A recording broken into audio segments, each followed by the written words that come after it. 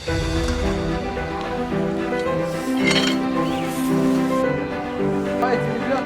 мы один народ, одна страна, много.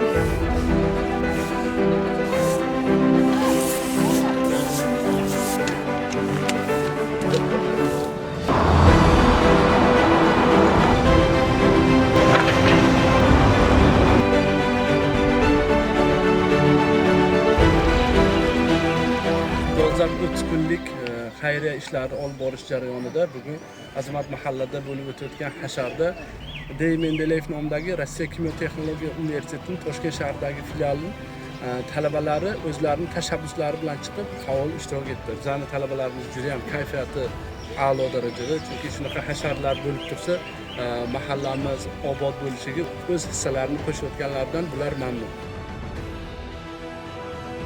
Mana bu Azamat ekobog'ida hashar bo'ldi. Studentlar kelishdi, hashar qilishdi. Avval juda vayronali joy edi bu. Obodonlashtirdilar, chiroyli qildilar, bolalar uchun sharoitlar yaratildi. Хочу сказать большое спасибо за такую красоту. Раньше было, честно сказать, очень страшно здесь ходить. Сейчас очень приятно.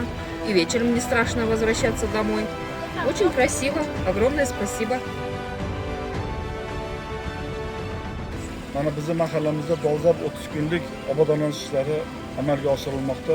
Mana bugungi shanbaligimizda aholimizda 7,5 ming aholimizdan 2300 tasi o'z mehnati bilan, faolligi bilan mana shu mahallamiz obodonlanish ishlariga jalb qilindi.